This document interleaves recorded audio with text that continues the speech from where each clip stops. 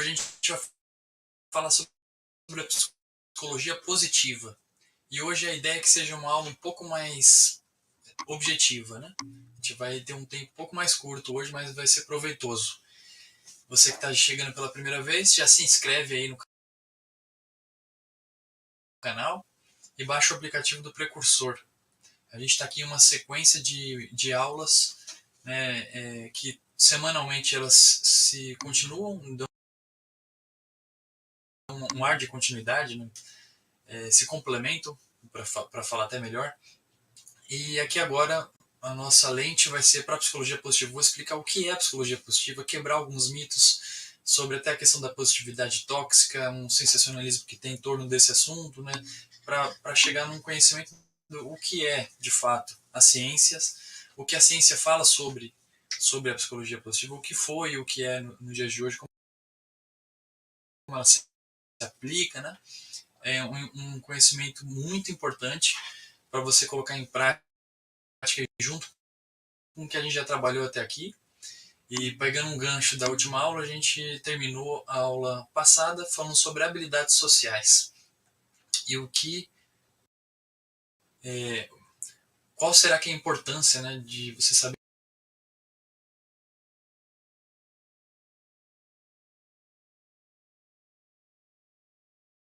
se relacionar com as outras pessoas. Fica aí em aberto. Acho que cada um pode falar mais de 100 coisas. Mas nossa vida se resume a relações, né?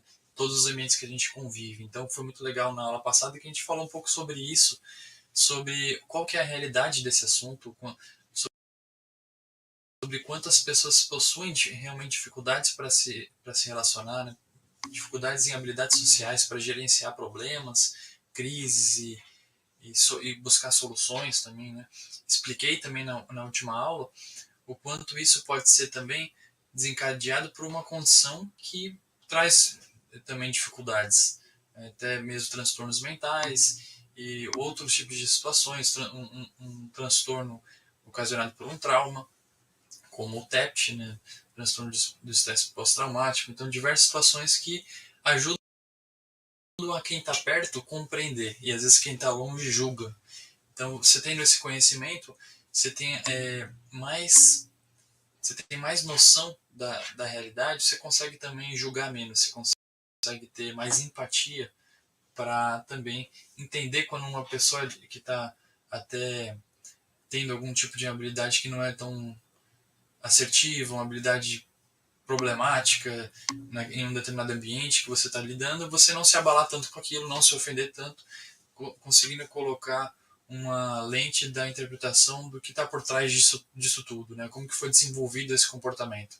E também, por um outro lado, entender que é possível trabalhar, é possível modificar, é possível treinar e aprender novas formas, novas habilidades. Sobre esse assunto não tem algo definitivo. Não existe a pessoa chegar e falar assim, eu sou tímido, não consigo falar em público, não consigo me relacionar, não consigo falar numa reunião, não consigo defender meus argumentos.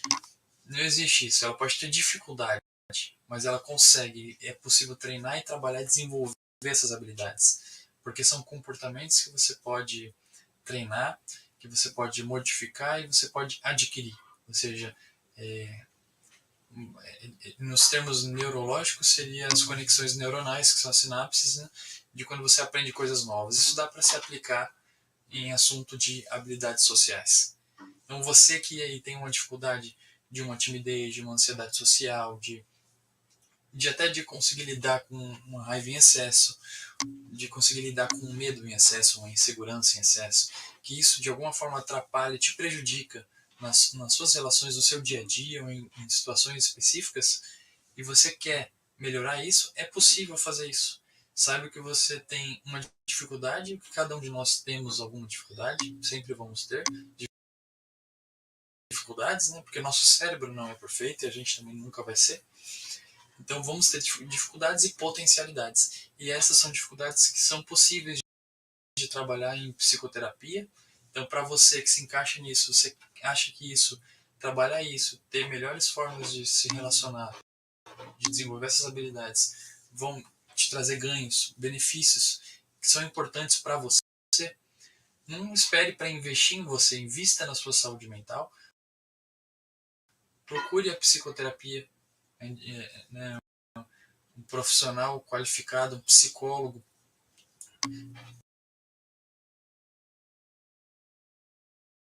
Ainda principalmente, vou jogar um pouco a sardinha pro meu lado, né? Mas principalmente das áreas comportamentais, das terapias comportamentais, que possa estar através de ferramentas e recursos evidenciados pela ciência, ou seja, em diversos estudos que comprovaram a eficácia através de estatísticas, você possa, junto com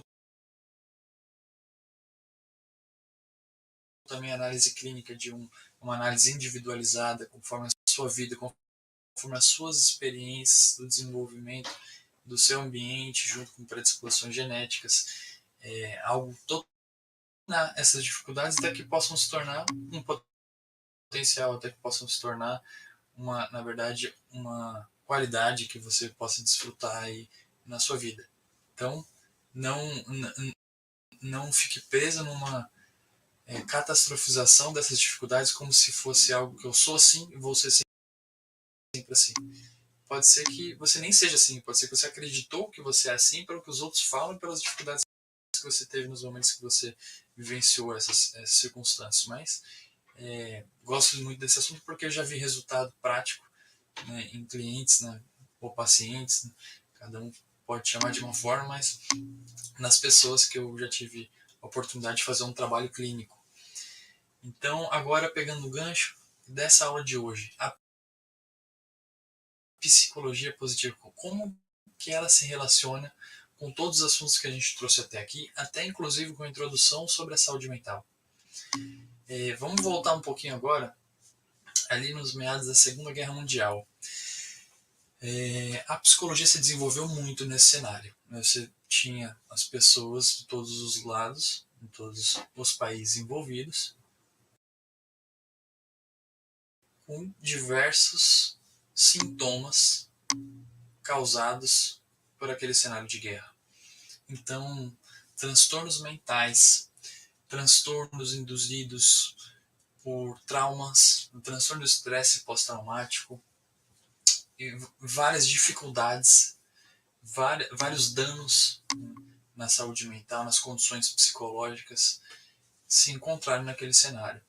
E a partir daí a psicologia começou a agir cada vez mais voltada para esse cenário de uma reparação de danos, de uma reabilitação, né?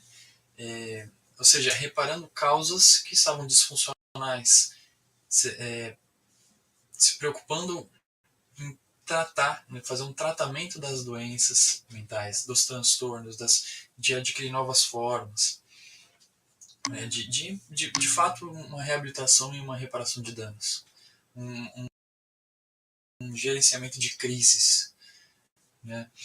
Só que aí o que aconteceu nessa linha do tempo? Se a gente pegar uma linha do tempo, eu vou voltar ainda mais depois, né? Mas nesse momento que a gente está falando aqui, nos Estados Unidos começou a surgir um movimento científico, que foi o pai e o pioneiro nesse assunto foi o Martin Seligman. Então, lá nos Estados Unidos, Martin Seligman introduziu a psicologia positiva. Qual que era esse movimento? O que prezava esse movimento?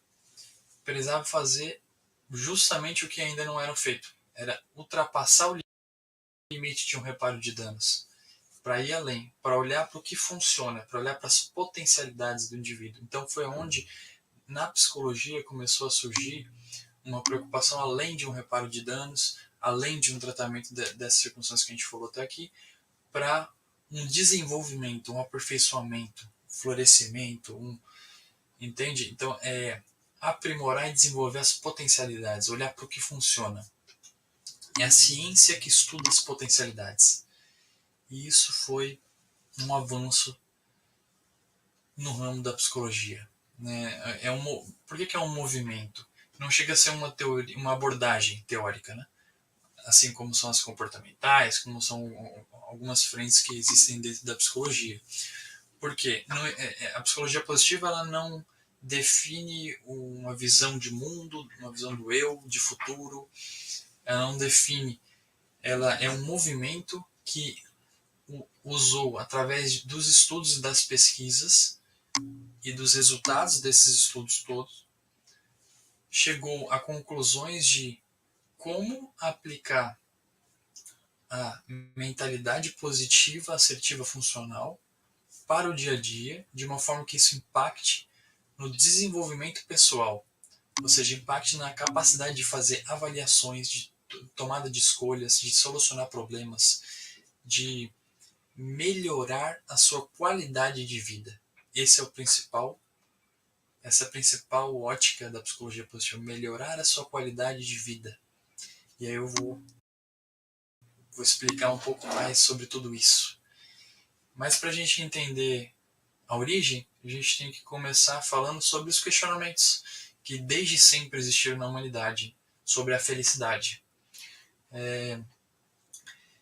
Então, desde antes de Cristo, meados de 300 antes de Cristo, né, já se questionava e falava sobre a felicidade, como chegar até a felicidade. Sempre foi uma pergunta feita, né? O que é a felicidade? Tudo. E Aristóteles falava, né, que você precisa, através das virtudes, que você pode chegar na felicidade. É através do desenvolvimento das virtudes. E a psicologia positiva fala sobre as virtudes. Aprofundando um pouco mais, são 6 virtudes e 24 forças de caráter, que são as ferramentas, são é o coração da psicologia positiva. E para você, né, eu queria te perguntar, o que você acha que é psicologia? O que você acha que é felicidade?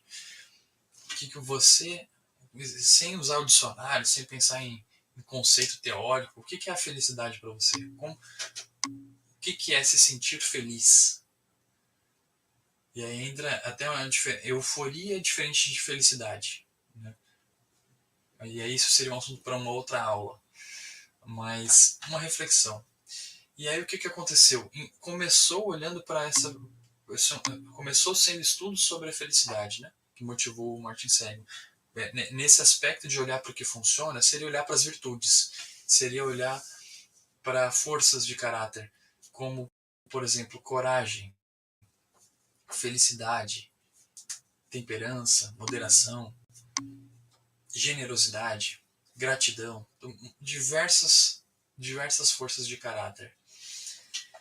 E só que aí o que acontece? A felicidade começa a ser muito subjetiva para você poder mensurar.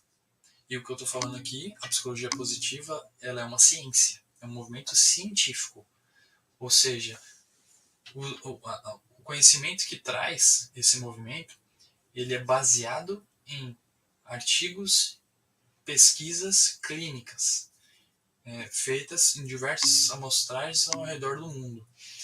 Então, foi possível encontrar uma mensuração. E como? Né? Em um decorrer momento, em um momento específico, eles encontraram uma forma de fazer essa mensuração.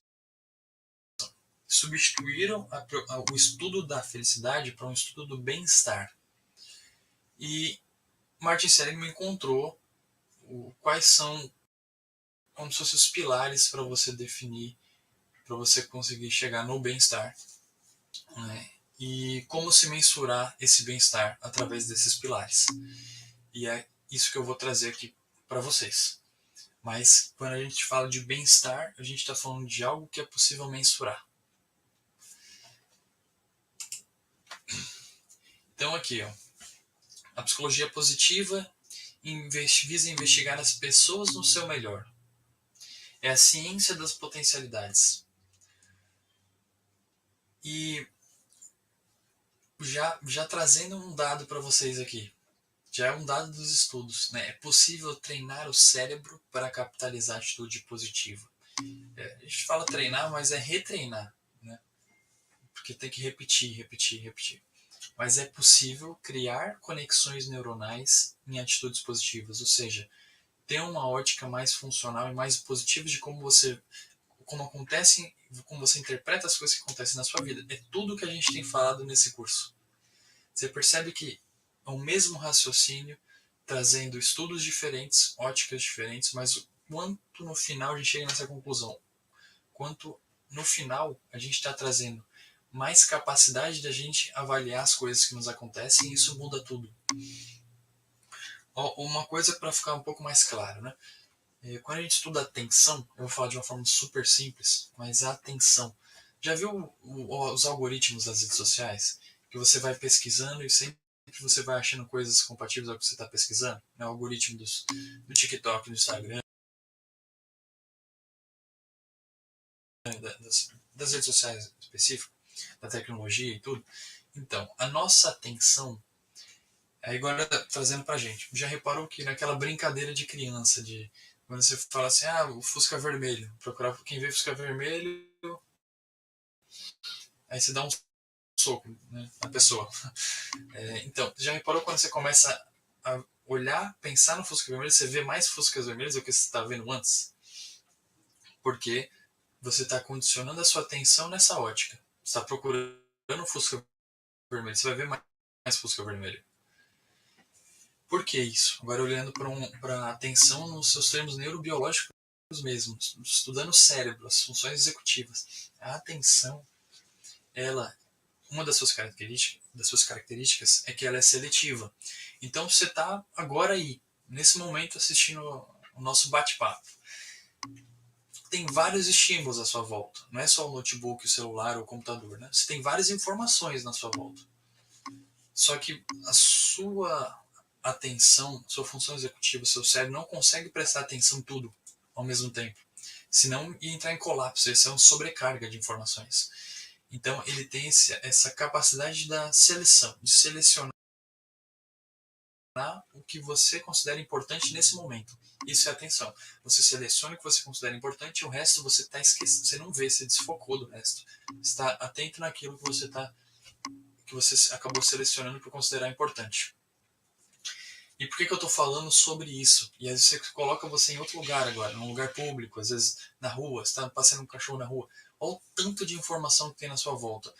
Você está sempre selecionando as informações conforme a sua atenção, conforme o que você precisa, conforme o que você considera importante. Aqui, na psicologia positiva, você condiciona a sua atenção, né, você aplicando ela, os termos os aprendizados em psicologia positiva, isso a gente leva para a clínica e tem várias outras formas, mas é você colocar na sua atenção diária a lente do foco no positivo, do foco no que funciona. O que é positivo não é bem ou mal. Positivo é o que funciona, é a resolução dos problemas, é olhar para o que está funcionando, o que está de bom, assim, o que está dando certo, o que você tem de facilidade, suas qualidades, seus potenciais. É você olhar para aquilo, investigar aquilo e desenvolver cada vez mais aquilo. Porque foi comprovado que quando você faz isso, você desenvolve e olha para o que funciona, você aumenta o seu bem-estar. Você aumenta a sua possibilidade do bem-estar. E o bem-estar, ele tem outras consequências positivas, que é como se fosse um efeito de bola de neve positiva, dessa vez, não negativa. Assim como o contrário também acontece, né? Que a gente já falou até em outras aulas. Aqui a gente está falando do efeito de bola de neve positivo. Sabe aquela bola de neve que vai descendo no morro e ela vai aumentando? Então, é isso que acontece com as ações voltadas para as atitudes funcionais, para as atitudes positivas. E aí, começando aqui, só para quebrar um mito, existe um sensacionalismo falando da gratidão, né? Aqui eu tenho que resumir um pouco esses assuntos, por mais ele ser um assunto para vários livros. Tem livros que falam só sobre isso, sobre a psicologia positiva, né? E o que acontece? Muitas pessoas acabam tendo um preconceito, porque se banaliza a forma de entender o que é a gratidão. E essas pessoas que não estudam o assunto da psicologia positiva, por exemplo, quando vão olhar um livro de psicologia positiva, um assunto, essa aula de agora, podem pensar assim: putz, mas isso daí é sensacionalismo, isso daí é frescura, isso daí não existe. Por quê? porque pode confundir com uma autoajuda, pode confundir até com um coach, né? A psicologia positiva é uma ciência dentro da psicologia que traz dados comprovados. Aí se você começar a olhar para isso, você vai ver os resultados. Você pode fazer um experimento, né? Primeiro aprendendo, entendendo como fazer isso, né? Mas a gratidão é uma das forças de caráter. É só uma das 24 que eu citei aqui, né? Só que sim, tem pesquisas que comprovam os efeitos da gratidão para o seu bem-estar e para a sua qualidade de produtividade nas coisas que você faz. Para somar para esse aspecto da bola de neve positiva, que é você todos os dias, no final de cada dia, você separar 3 coisas para você agradecer. 3 coisas. Eu agradeço pela minha saúde, eu agradeço por ter tido um dia bom, eu agradeço por ter alimentação na minha casa, eu agradeço por ter pessoas que se importam comigo, por, enfim, qualquer motivo. Pode ser o menor de todos. Agradeço por quando ter precisado de alguém, essa pessoa ter me oferecido ajuda, sei lá. Qualquer coisa que você consiga olhar para o seu dia e você olhar, pô, aquilo foi legal, vou agradecer por isso. Você agradecer 3 coisas todos os dias. Isso, em um médio a longo prazo, já vai te trazer um efeito de você ter treinado a atitude positiva, ou seja, o otimismo ele pode ser treinado. E você desenvolver, acabar se tornando aquela pessoa que está num ambiente que traz uma energia positiva, que está uma pessoa que soma com um alto astral para o ambiente. Você vai começar a perceber vários outros efeitos de ter aplicado isso de um médio a longo prazo. Esse olhar para a gratidão, olhar para o que funciona. Até em questão de aumentar a sua esperança sobre a vida, aumentar a sua autoestima sobre você, aumentar os seus potenciais. E quando você faz isso, até coisas que você antes tinha dificuldade, você pode ter menos dificuldade. Porque algumas das suas dificuldades elas são associadas, por mais que você não saiba, a uma questão de pode ser uma baixa autoestima, uma insegurança, uma negatividade. Então, olhar com positividade te traz mais ferramentas, te traz mais força, te traz mais potência, entendeu? E não o que algumas pessoas podem banalizar como o diário da gratidão, sendo uma coisa de uma frescura, e coisas parecidas, né? Só que geralmente quem fala isso é quem não aplicou isso, quem não estuda sobre isso, quem está perdendo oportunidades de investir em você. Investir em você muito além do que com material, muito além do que um investimento com dinheiro, com coisas assim que você compra. É um investimento voltado para um comportamento que você vai aprender, para uma experiência, uma coisa que ninguém pode te tirar, uma coisa que vai ser sua, vai ser aprendida, vai ser desenvolvida para te ajudar na sua qualidade de vida e nas suas dificuldades. E aqui é o que eu queria compartilhar para vocês, é a história de um professor de Harvard, Tal Ben-Shahar. Isso é uma história real, pode pesquisar, tem vários livros, mas lá em Harvard tem algumas aulas que elas são extracurricular, né? Não é obrigatório o aluno assistir, mas alguns professores têm esses tempos, né, de uma sala fora da grade obrigatória para os alunos que são voluntários para participar. Tal Ben-Shahar começou a aplicar o movimento da psicologia positiva em Harvard. Primeira turma ele tinha uns 6 a 8 alunos, assim, pouquíssimas pessoas se interessaram pelo assunto. E o que ele fazia lá era literalmente primeiro explicar toda essa teoria e toda a parte da compreensão da psicologia positiva e depois aplicar de uma forma que os seus alunos aplicaram essas ferramentas, essa mentalidade no seu dia a dia com todas as estratégias e técnicas que existem. E aí, o que aconteceu? No segundo ano, já tinham mais de 200 alunos.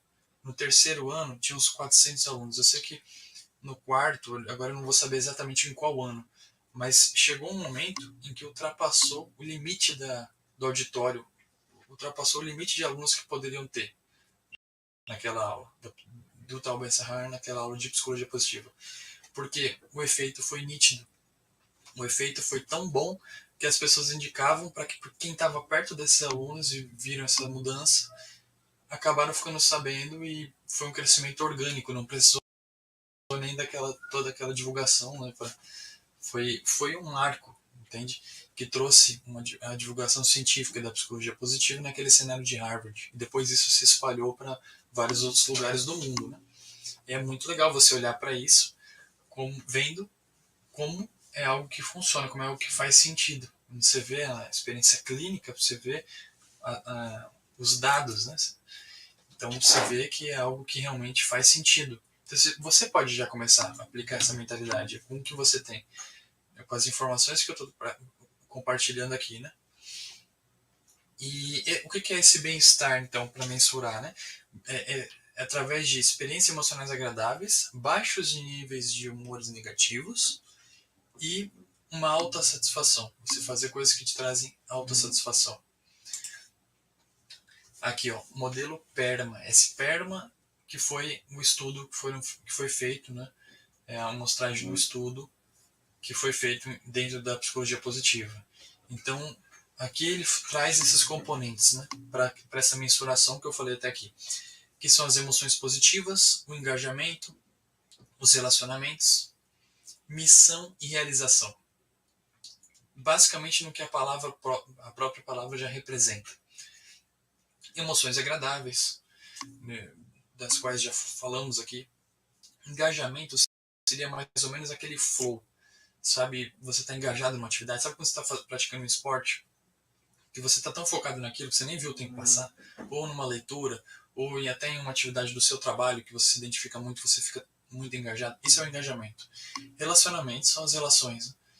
Missão, quando sentido, seria metas maiores que você tem, coisas que vão além, que você, alguma direção que você tem, algum objetivos que você tem para frente, né? Que aqui entra até dentro daquele assunto do Viktor Frankl que eu compartilhei na última aula, falando um pouco do que ele trouxe, né, na logoterapia, que é dar o significado das coisas, que isso te dá mais capacidade também. Quando você cria significado para as coisas, que você está fazendo um significado além daquilo que está acontecendo naquele momento, né? E realização. Realização seria você concluir, você conquistar, você ter coisas que você conquista. Então, isso tudo são componentes do bem-estar. E a atitude positiva, o otimismo, o pensamento positivo, você vê, olhar para um copo que está na metade, você vê que você entender que ele está meio cheio, não que ele está meio vazio. Essa é a perspectiva dessa mentalidade que traz a psicologia positiva. Eu estou até acelerando por conta do tempo, né? Mas para fazer só para demonstrar para vocês aqui, para a gente encerrar, aqui são as virtudes e as forças de caráter. Então, sabedoria, humanidade, justiça, moderação, coragem e transcendência são as virtudes. Virtude é tudo aquilo que se mantém com o tempo. Você vai ter sempre isso. Você vai desenvolver a ponto de chegar a uma virtude, quer dizer que isso vai se preservar com o tempo. Você não vai esquecer. Isso é uma virtude. E aí vão ter a gente pode fazer uma aula de cada virtude para vocês terem noção, né? Mas só para ficar um pouco demonstrativo, as forças de caráter de cada virtude estão aqui separadas pelas cores, né? E olha o tanto de ferramentas aqui, tanto de recursos que a gente tem para desenvolver, tantas coisas funcionais que dá para a gente olhar, tantas potencialidades que dá para a gente olhar, não só ficar olhando para o que não funciona, né? Para a reparação de danos e os problemas, as dificuldades. Isso aqui são potenciais que todos nós temos, e cada um tem dentro desses potenciais melhores predisposições, facilidade, dificuldade, mas tudo isso aqui é possível de treinar. E um dos que a gente falou aqui hoje um pouco mais é a gratidão, que já dá para você começar a aplicar aí no seu dia a dia. E é isso, eu já vou precisar encerrar essa aula, a gente continua na semana que vem. Muito obrigado, espero que esteja sendo proveitoso e um abraço.